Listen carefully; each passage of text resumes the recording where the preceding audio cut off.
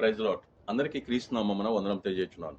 2025 సంవత్సరము మార్చి నెల 25వ తారీఖున తండ్రి అయిన దేవుడు పరిశుద్ధ గ్రంథం నుండి మన కొరకు కొన్ని మంచి మాటలు తెలియజేయుచున్నాడు. అవేవనగా, ఎందుకు దిగులు పడుతున్నావు? ఎందుకు నీలో నీవే సతమతమవుతున్నావు? లేచి సిద్ధపడి మందిరానికి వెళ్ళు.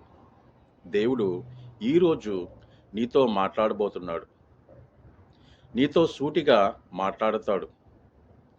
ఏం మాట్లాడతాడో విను, నేర్చుకో, బలపడు, ఆయన చెప్పిన ప్రకారము నడువు.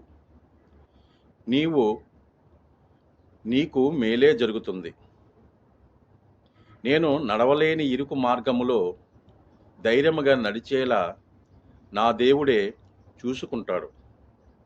అందుకే పరిశుద్ధ గ్రంథం నుండి కీర్తన 32వ కీర్తన 8వ చరణంలో ఇలా వ్రాయబడింది.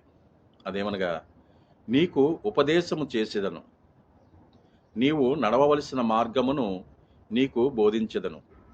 అవును, ప్రతిదినము మనకు దేవాతి దేవుడు వాక్యము ద్వారా బోధిస్తూ ఉంటారు. మనం నడవవలసిన త్రోవను మనకు తెలియజేస్తూ ఉంటారు.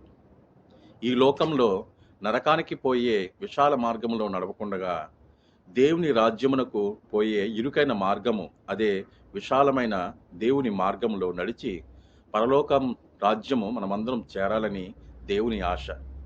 మన కొరకు బంగారమైన ఇల్లులు రెడీగా ఉన్నాయి. ఆ ఇంటికి మనం వెళ్ళాలంటే ఇరుకైన దేవుని మార్గంలోనే వెళ్ళాలి. అదే దేవుని విశాల మార్గం. ఆమేన్.